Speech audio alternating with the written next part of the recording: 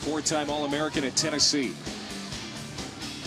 And she is going to be another one of those players that this U.S. program is going to build around. As she slaps it to left, and it gets by Ara Diaz.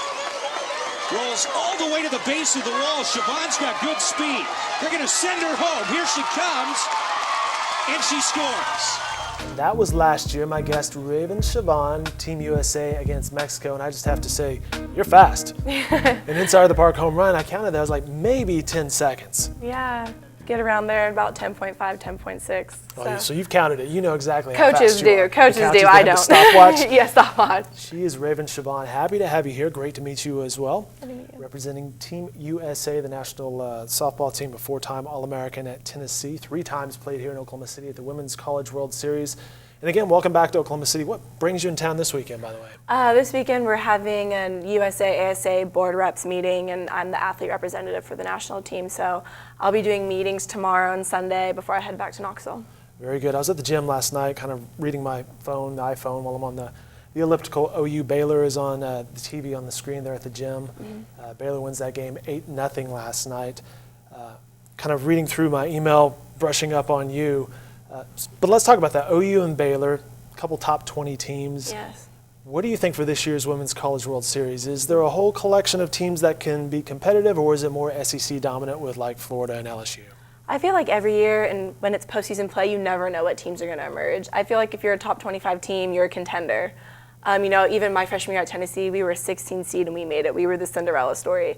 So I don't think it's going to be SEC dominant. I think you're going to see teams from every, conference. Personally, I hope it's a little more SEC, being from the C myself. But I definitely think you'll see some Pac-12 teams in there, some Big Ten as well. How is that Tennessee team this year? It's another top 20 team, yeah, right? I believe they're, ranked 11th right now, and, they're doing great. The SEC is probably the toughest conference for pitching right now. As you see, most of the teams in the top 10 are SEC. So Tennessee is doing great, and they're just trying to figure out this postseason play. What is the recipe for success these days in college softball? We'll stick with college here for a second. Do you have to have a dominant pitcher? Do you have to have a heavy hitter, or is it a combination of everything, including speed?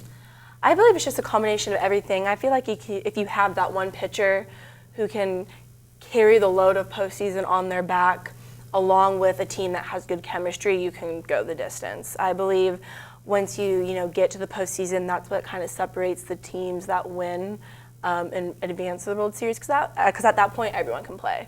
So once you get to regionals and then supers, everyone's an amazing athlete. Every team's good. Every team's beating a top 25 team, top 10 team.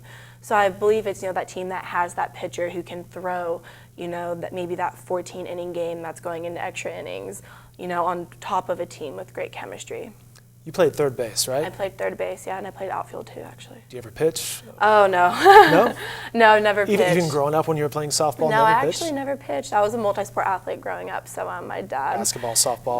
Basketball, softball, track, and soccer, so there was really no time for pitching. Now, did you grow up in California? Is that where... I grew up in a suburb of Los Angeles in a place called Thousand Oaks, yes. Okay. Well, I'm sure it's beautiful there. Yeah.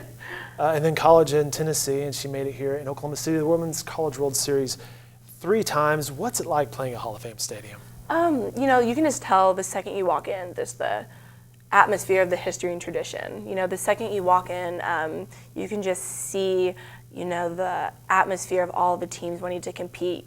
Growing up, I had played at Hall of Fame Stadium, when I was about 12 for like little qualifiers for ASA Nationals, but when you step in for the World Series, you don't even recognize the place. It is completely transformed into this incredible, almost like a festival type feel. And there's just nothing better than seeing, just 8 teams, their passionate fans just kind of like going at it, and just everyone competing for the goal that we've all been wanting since we've been little kids, really.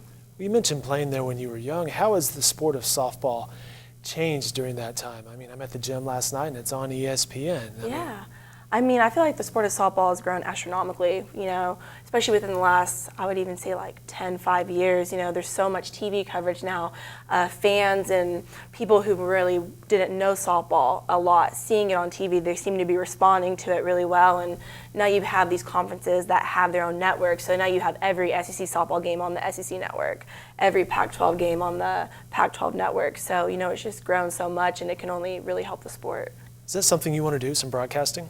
Yeah. Maybe some SEC network in your future? Potentially. I've done some college Fox Sports South down in Knoxville, and I've been involved with SEC Network a little bit as well. I was reading your bio, you're a Dodgers fan, Lakers fan, or at least a Kobe fan. Yeah. I grew up a Lakers fan. Even though that we have the Thunder now, I still kind of partial to the Lakers, so I like the Kobe Bryant game. What do you like about him? Is it the work ethic, or just you happen to grew up out there?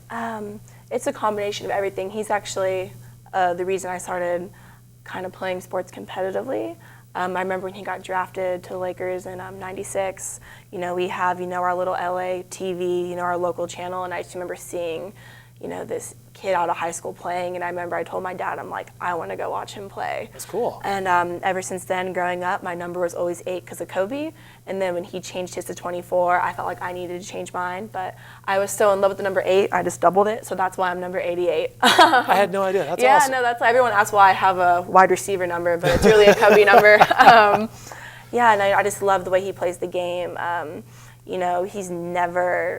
never settles, even when, he got MVP, the bar's never set, and he just goes out there and wins. He's a competitor, so yeah, what can you not love about that? Well, and I'm sure that fits into your mindset playing for the national team as well. Before we get to that, back to Thousand Oaks and the Dodgers fan and broadcasting, Vin Scully. It's as good as it gets, right? Oh, yeah, Vin Scully. I mean, he's been there forever, and I actually got to see him in person at this facility called Bonet back in California, so that was pretty cool. Cool. Yeah. All right, let's talk Olympics. Is that still in your future if softball gets back into the Olympic Games? Is that something you would aim for? Yeah, absolutely. I mean, all of us, that was our dream when we were little, and then when it got voted out, and why? That's something I think we're also trying to figure out a little bit, but can't really change the past, so we just kind of focus on the now. So right now we're just focusing, on Pan Ams this year. But 2020 is still in the back of our mind, and I feel like the more exposure softball gets, and especially the promotion in Tokyo in Japan, because that's where 2020 is, I think that could really help the cause. Seems like that would make a lot of sense, because those were, if I remember correctly, the strong teams: USA, Japan, China, and Australia, right? Absolutely, and Canada's right up there. Canada, okay. What's coming up for you this summer?